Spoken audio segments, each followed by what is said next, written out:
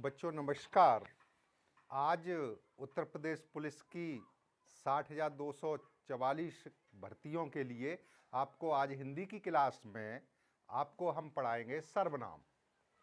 तो देखिए, ये हिंदी व्याकरण में ये सर्वनाम है जो आपके परीक्षा में प्रश्न पूछे जाते हैं, तो उसको आज हम पढ़ाएंगे। तो बच्चों देखिए, संज्ञा के स्थान पर प्रयुक्त होने वाले शब्द सर्वनाम होते हैं। यानी जो संज्ञा है, आप पिछले क्लास में पढ़ चुके थे, जिन्होंने नहीं पढ़ा है वो पहले संज्ञा को जरूर पढ़ लें।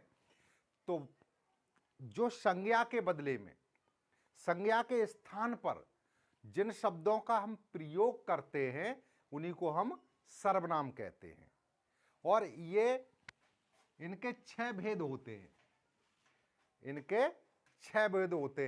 जिस तरीके से मैं बताऊंगा कि जैसे सपोज कीजिए हमने कोई वाक्य लिखा या बोला कि सीता बाजार जाती है,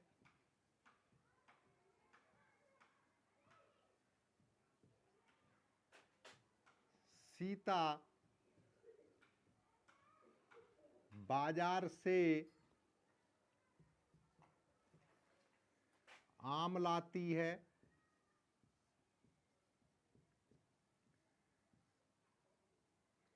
सीता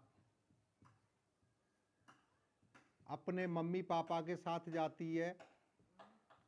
तो इस तरीके से जो बार बार रिपीटिंग हो रहा है कि सीता बाजार जाती है, सीता बाजार से आम लाती है, सीता बाजार से आम लाती है, सीता अपने माँ बाप के साथ जाती है, सीता सर्कस भी देखती है।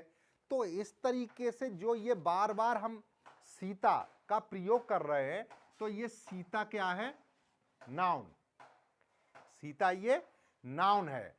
तो जो बार बार हम ये प्रयोग कर रहे हैं सीता सीता, तो इन विकृति को, इसको बार बार प्रयोग ना करें। इनके स्थान पर हम सीधा सीधा एक ही शब्द प्रयोग करते हैं।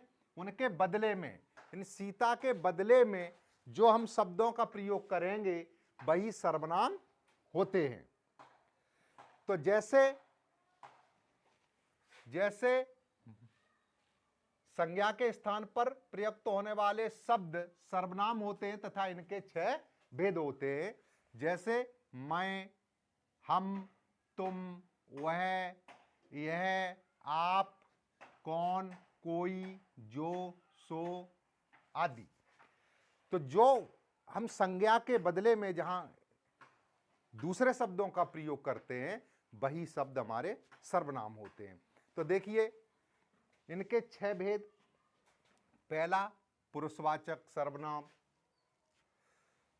दूसरा निश्चयवाचक सर्वनाम, अनिश्चयवाचक सर्वनाम, प्रश्नवाचक सर्वनाम और संबंधवाचक और निजवाचक। इस तरीके से ये 6 प्रकार के होते हैं। तो हमें इनको पहचानना बहुत जरूरी है कि इनके 6 प्रकार हैं, इनसे कैसे कैसे संबंध हैं, इनके किस तरीके से हम पहचानेंगे कि इन 6 में से कौन सी कैटेगरी में आते हैं ये शब्द। तो इनके लिए हम बहुत विस्तार से आपको पढ़ाएंगे कि देखिए, ये तो पुरुषवाचक है सर्वनाम। तो पुरुषवाचक में मैं बताऊंगा आपको कि पुरुषवाचक में ये भी 3 प्रकार के होते हैं: उत्तम पुरुष, मध्यम पुरुष और अन्य पुरुष। देखिए, उत्तम पुरुष में मैं और हम, मध्यम में तू और तुम, अन्य में वह और वे। देखिए, जब हम कोई बात करते हैं, तो यदि हम स्वयं कह रहे हैं किसी बात को, तो वो होगा उत्तम पुरुष। क्योंकि मैं, हम, आपको, मतलब मैं आपको पढ़ाता हूं, तो कौन है? मैं, पुरुष। और किनको, जो आप सुन रहे हो, आपको बता रहे हैं, श्रोता हो, आप सुन रहे हो, तो आप होंगे मध्यम पुरुष। ठीक। और किसी अन्य के बारे में बात की जाए, जैसे मैं कह रहा हूं और आप सुन रहे हो, लेकिन वो तीसरे के बारे में बात की जाए। जैसे सपोज कीजिए कि आज आप क्लास में सभी लोग उपस्थित हैं और जो लोग नहीं क्लास में आए हैं, जो लोग नहीं क्लास में आए हैं, वो लोग आज की क्लास उनकी छूट जाएगी और वो ये सर्वनाम नहीं पढ़ पाएंगे। तो आप ये बताइए किन के बारे में बात हो रही है? जो नहीं आए हैं, तो वो अन्य पुरुष में जाएंगे, वह और वे। वह नहीं आए हैं, वे नहीं आए हैं, वो जाएंगे हमारे अन्य पुरुष में। तो इस तरीके से आप समझ रहे होंगे बच्चों कि पुरुषवाचक शब्द को 3 भागों में बांटा गया है, उत्तम पुरुष, मध्यम पुरुष और अन्य पुरुष। अच्छा, उत्तम पुरुष में मैं स्वयं बताया, उसके बाद मध्यम पुरुष में तुम हो गए, और जो क्लास में वह नहीं आए हैं तो वो हो गए, उनके लिए अन्य पुरुष में जाएगा। तो इसी के साथ अब पुरुषवाचक सर्वनाम, जो शब्द पुरुष स्त्री के बदले में आते हैं वह 3 प्रकार के होते हैं। मैंने बता दिया आपको, ये तीनों प्रकार बता दिए हैं। तो देखिए, मैं आपको बताऊंगा कि इसके बाद आता है आपका, आप समझ गए होंगे ये, इसके बाद आता है आपका निश्चयवाचक सर्वनाम। कौन सा आएगा? निश्चयवाचक सर्वनाम। निश्चयवाचक सर्वनाम। अब देखिए इसकी क्या है परिभाषा?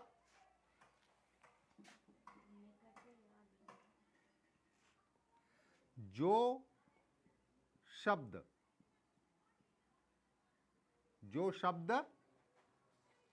एक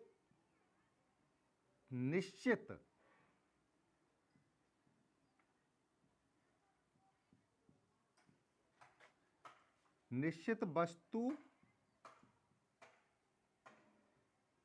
का बोध कराते हैं।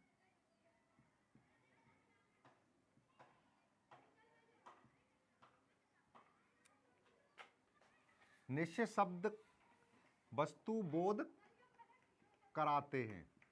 मैं आपको बताना चाहूंगा कि देखिए, जो शब्द एक निश्चित वस्तु का बोध कराते हैं, उसमें पता चलता है कि ये चीज निश्चित है।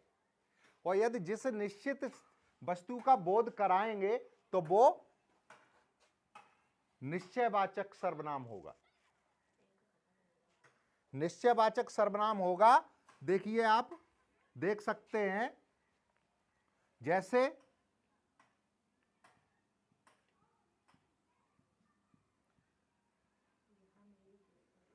यह मेरी किताब है। बच्चों, आप देख रहे होंगे, ये सिर्फ एक निश्चय बोध करा रहा है कि ये किताब मेरी ही है, ये किताब मेरी ही है, और यह पेन मेरा है, वह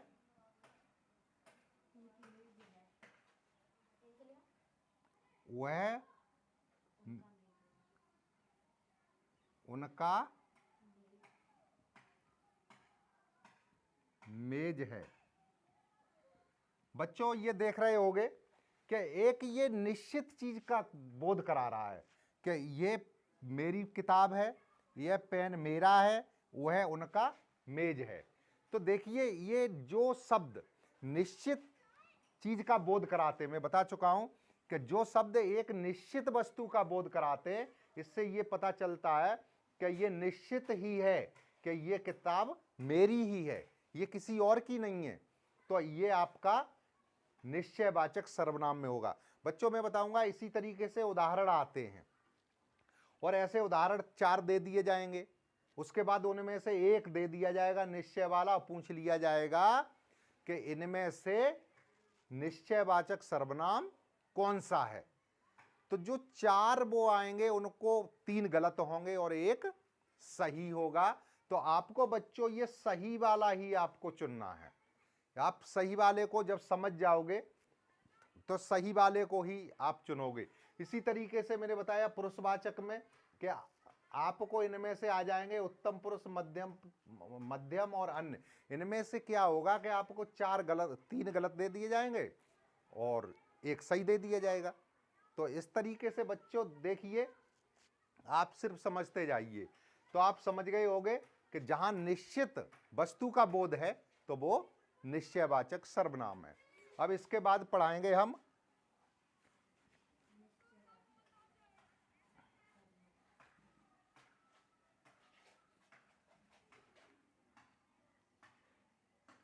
अनिश्चयवाचक।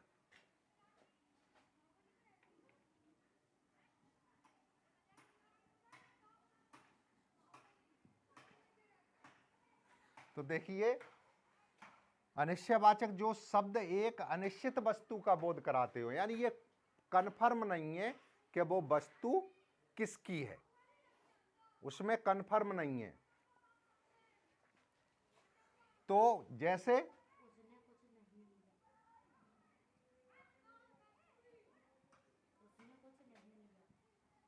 उसने कुछ नहीं लिया, तो इस तरीके से देखिए बच्चों, उसने कुछ नहीं लिया यानी क्या है कि वो कोई निश्चित वस्तु नहीं है। कोई या कुछ यानी कोई निश्चित नहीं है कि उसने क्या लिया है। यदि यहां निश्चित शब्द का बोध हो जाता तो वो निश्चित शब्द सर्वनाम होता, लेकिन यहां अनिश्चित है, कुछ नहीं लिया, कोई शब्द उसका नाम नहीं है, किसी वस्तु का नाम नहीं है, और कोई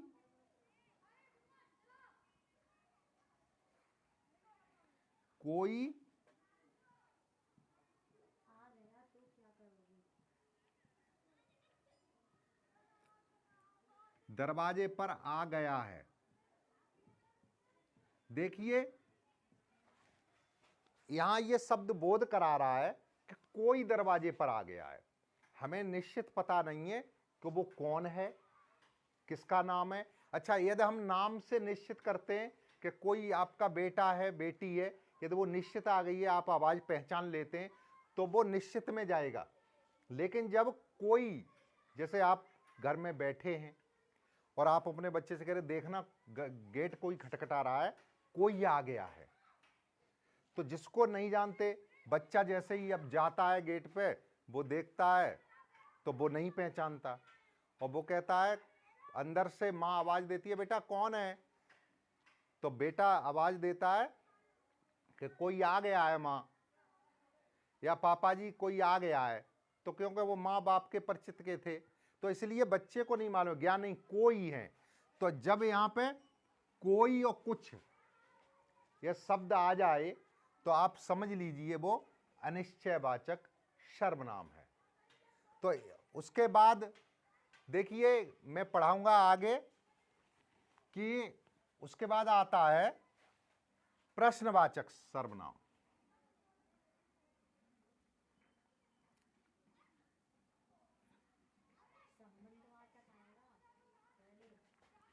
प्रश्नवाचक सर्वनाम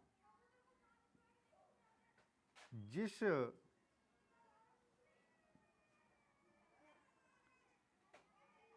वाक्य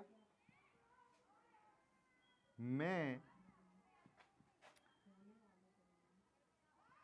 होने वाले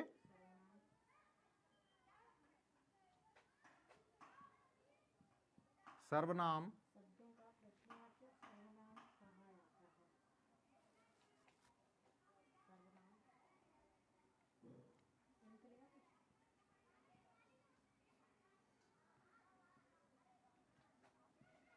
जिसमें प्रश्न पूछा गया हो।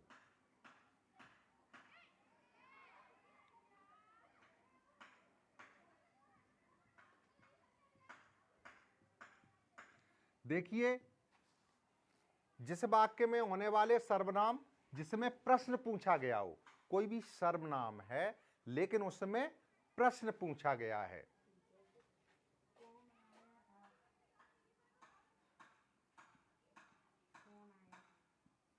जैसे घर पर आज कौन आया था, तो इसमें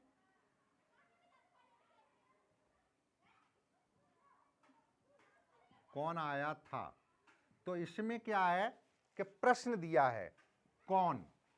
आप देख रहे हो क्या,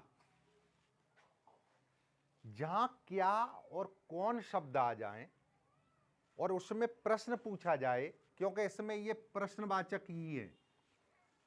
और सबसे बड़ी बात ये होती है कि जहां ये प्रश्नवाचक होता है वहां पे चिन्ह और आता है। बच्चों ये भी देखना है, चिन्ह आ जाता है तो हम इससे यदि देते हैं उसमें क्वेश्चन में तो पहचान लेते हैं, वैसे देते नहीं है।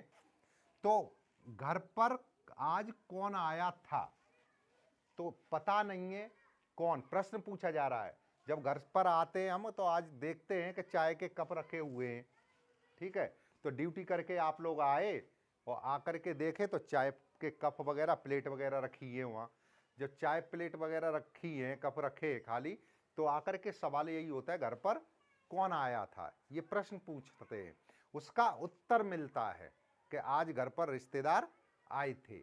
तो ये प्रश्न, जहां प्रश्न पूछा जाता है तो आप समझ लीजिए कि वो प्रश्नवाचक है। और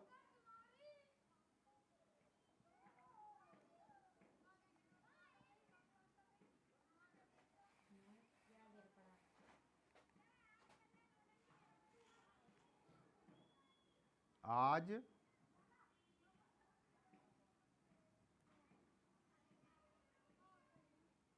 क्या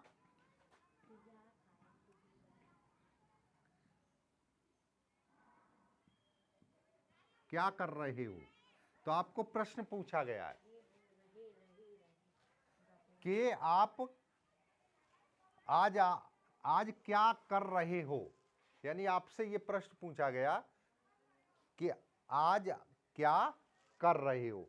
तो जहां क्या और कौन, मैंने बताया यहां क्या और कौन शब्द आ जाएं तो वो ऐसे सर्वनाम को हम प्रश्नवाचक सर्वनाम कहते हैं। बच्चों आपको ये बहुत ध्यान रखना है कि शब्दों से ही हम पहचान सकते हैं। और देखिए बताऊंगा मैं बच्चों, ये संख्यावाचक सर्वनाम, ये संख्यावाचक भी आते हैं। कभी दिया जाता है इसके सर्वनाम के कितने भेद हैं, तो संख्या दे दी जाएगी 5, 6, 4 या 7, इस तरीके से। तो हमें ऐसे भी ध्यान रखना है कि ये 6 प्रकार के होते हैं। उसके बाद उदाहरण दे करके, उदाहरण 4-4 दे देंगे और उदाहरण दे करके ऐसे ही पूछते हैं, तो इन पर बहुत ध्यान रखना है। और मैं उदाहरणों की एक लिस्ट और डाल दूंगा बच्चों, तो इस तरीके से आपको इन चीजों को देखना है। उसके बाद है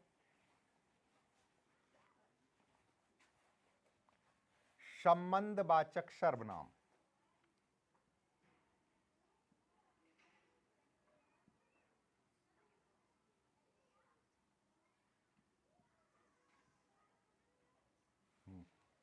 संबंधवाचक सर्वनाम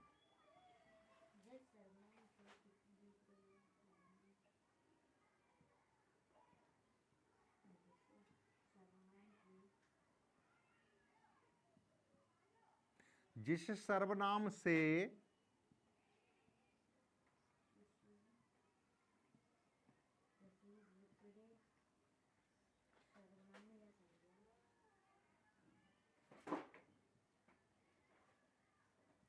किसी एक दूसरे सर्वनाम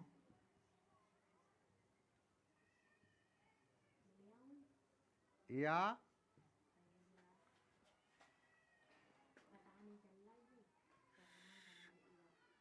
संज्ञा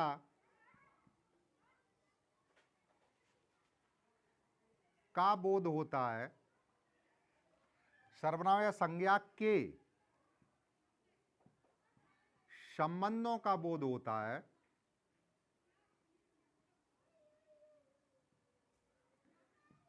संबंधों का बोध होता है,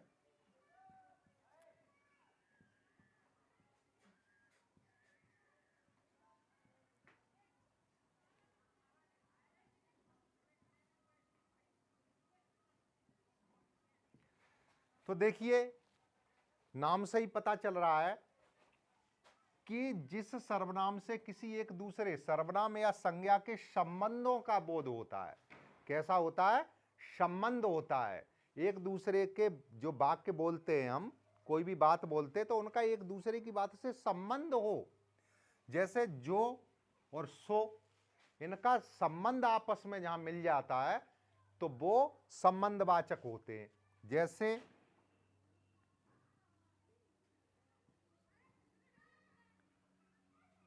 जो करेगा सो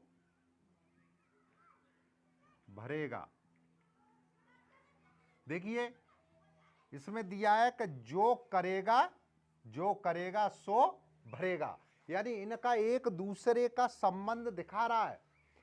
यहां पर ऐसा नहीं है कि जो करेगा लेकिन दूसरा कोई भरेगा, ऐसा नहीं है। इनका संबंध है कि जो करेगा सो भरेगा। तो जहां पर यदि जो और सो शब्द आ जाएं तो समझ लीजिए इनका कोई संबंध है, एक दूसरे का कोई संबंध है। तो इस तरीके से आप समझ सकते हो कि संबंधवाचक संज्ञा का, संबंधवाचक सर्वनाम का ये है कि जो इनके दो शब्दों के बीच में यदि कोई है उनका संबंध दिखाया जाए। तो इस तरीके से ये हो जाएगा। अब इसके आगे है निजवाचक संबंध सर्वनाम।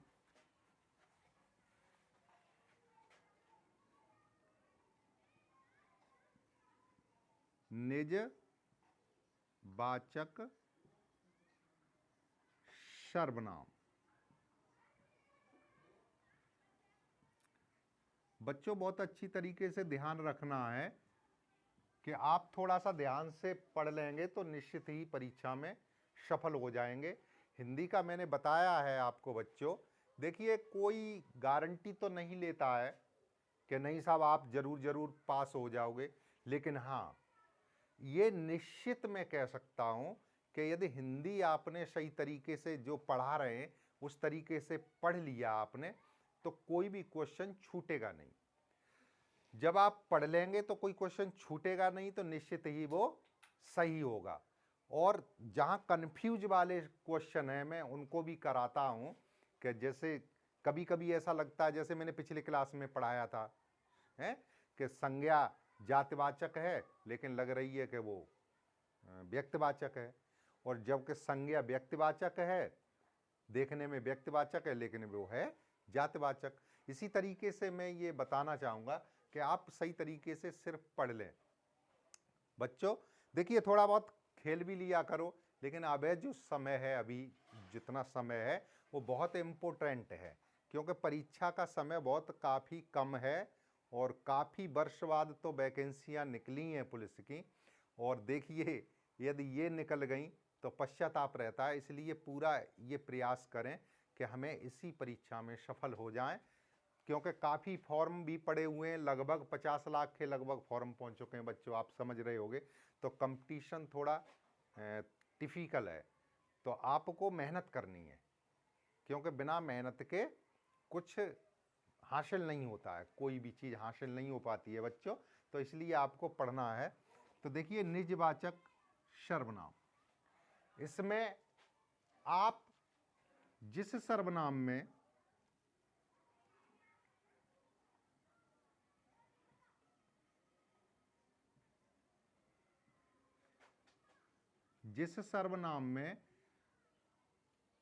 आप स्वयं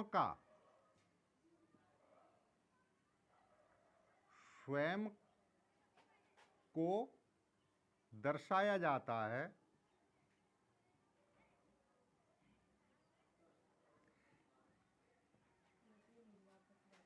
वह निजवाचक सर्वनाम होते हैं।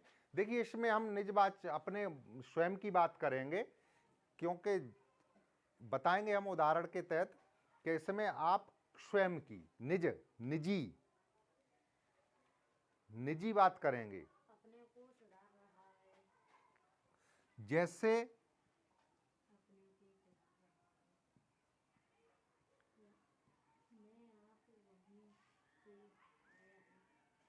अपने को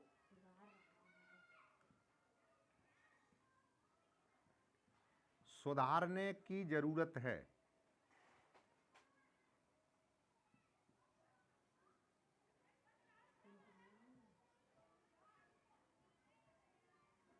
अपने को सुधारने की जरूरत है। बच्चों यहां पर किसके लिए बात की जा रही है? स्वयं के लिए। तो आपको स्वयं सुधारना है। ऐसा नहीं है जैसे मैं बोल दूं कि किसी और को सुधरने की जरूरत है, तो भाई किसी और के सुधरने से नहीं, किन की बात की जा रही है? स्वयं की, खुद की, अपने की, आपकी।